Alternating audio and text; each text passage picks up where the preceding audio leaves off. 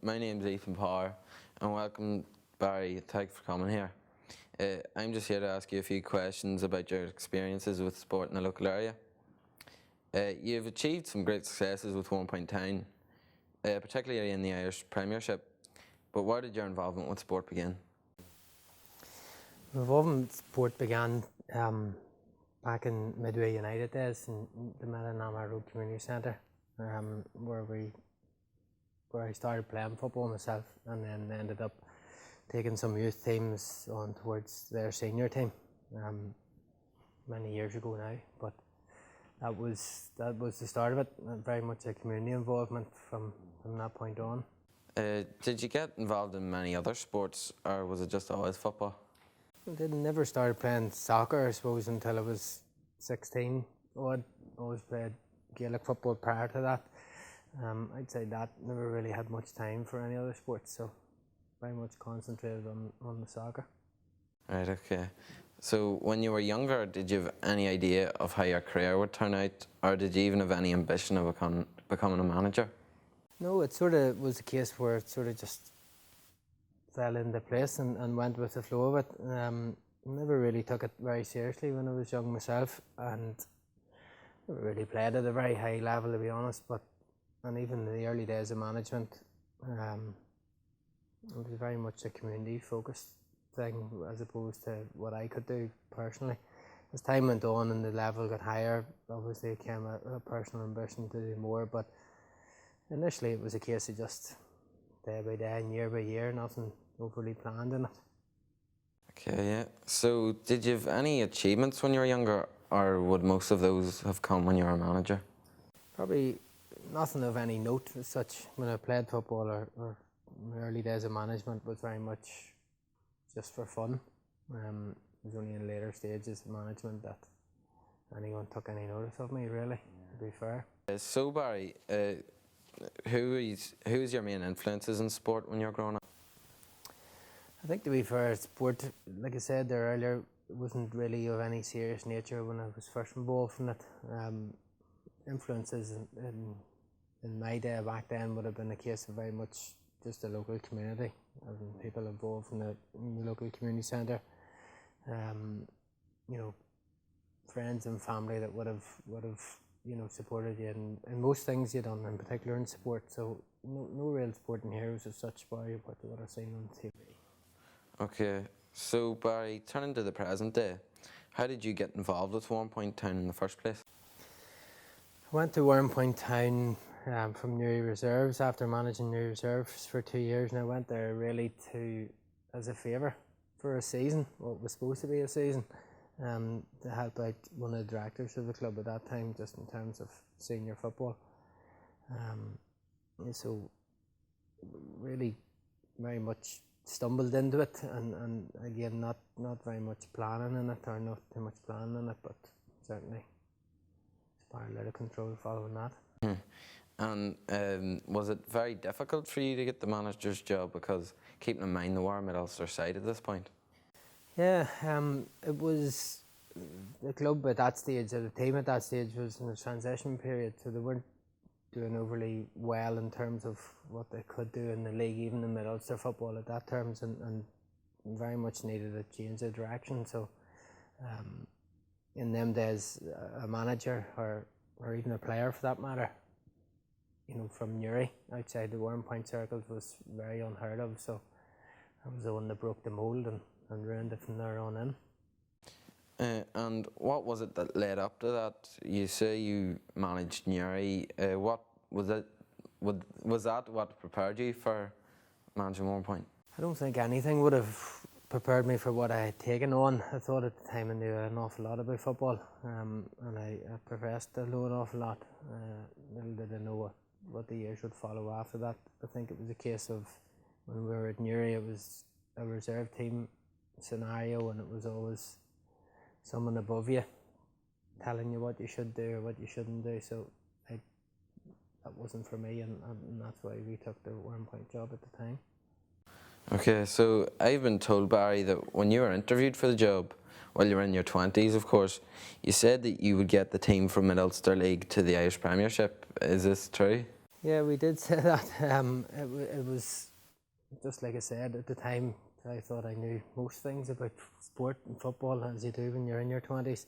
Little did I know what effort and work it would have taken for to get it from A to B, in particular the Premiership. So I did make the statement unwillingly or unknowing what that would involve. But yeah, that's surely one thing that they can't take away from me. And did you believe at this point that you could actually get the team? Well, that was the scary thing. At that time, I probably did believe it. Based on very little knowledge of what it would have taken, we could do it from a football point of view, or I had confidence that I could do it from a football point of view, but obviously it takes a lot more than just me wanting it. So, yeah, I believed it at the time. So, Yeah, you weren't really aware of the commitment you were making at that point.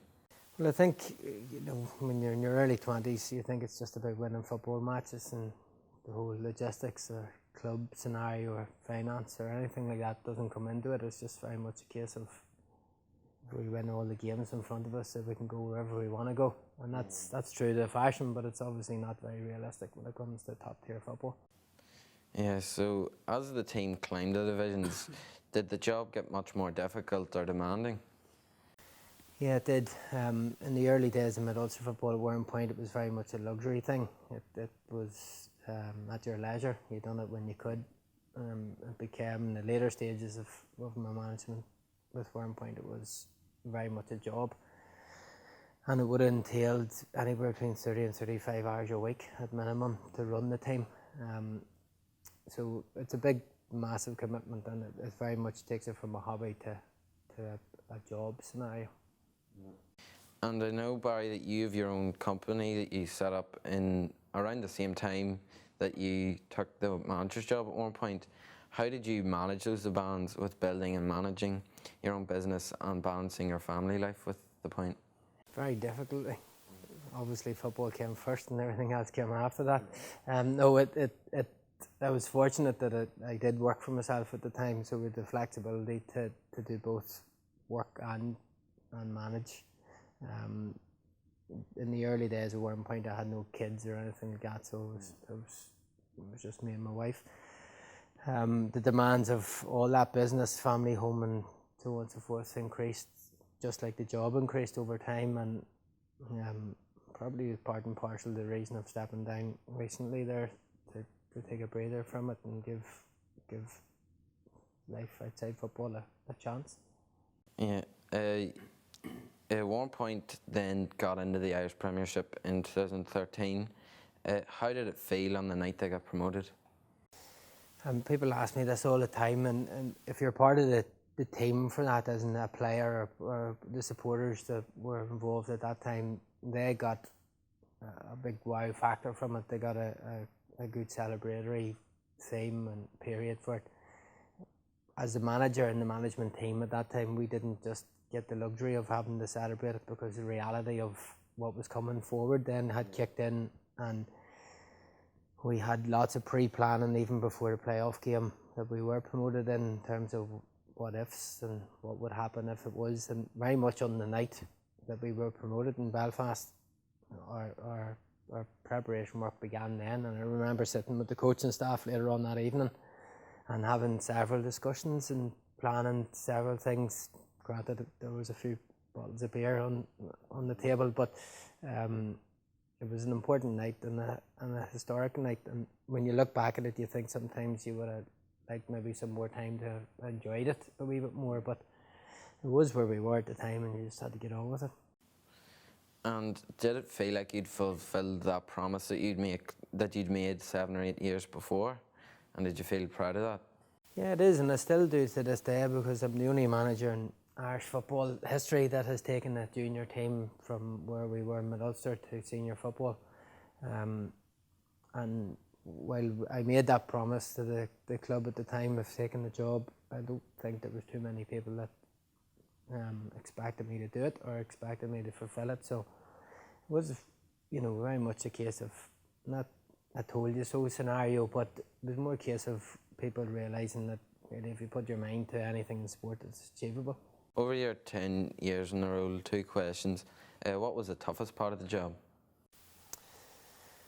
The toughest part of the job for me was when we first went to Premiership over the first season and two in particular was having to move on players that maybe had played for you for 5 or 6 years previous to that, and the level had passed them, and the level got too tough for them, and you had to have discussions with players on a personal level to say that they weren't good enough to be there, and that was difficult because there were players that both I built a friendship with over years and a very good working relationship with. So that was it, and that is in all management, from my point of view, the lowest point and the hardest point that you have to do. And during that first season, until I think it was November, wasn't Milltown not up to scratch to league standards? So it had to get done up, and you had to move grounds for a month or two, really. How did that feel, playing all your games? We had to play all our games in Dungannon for the first part of the season. It wasn't a big factor for us because we were just recently promoted, and to be fair, at that time we would have played games in Dublin if we had to. Dungannon were very good to us at the time and made it very easy for us. And as a club, it probably helped us in the bigger picture, but you know, it had a massive impact to us because we had lost a lot of neutral support that we would have built and so on and so forth. But beggars can't be choosers. Yeah, so you've stated what the toughest part of the job was. What was, for you, was the most enjoyable part?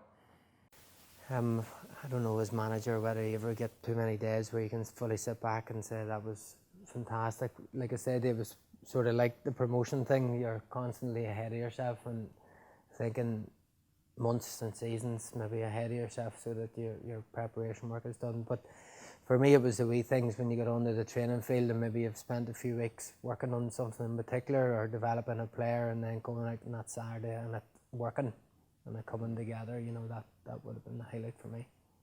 And I think I already know the answer to this, but what do you look back on as being your greatest achievement?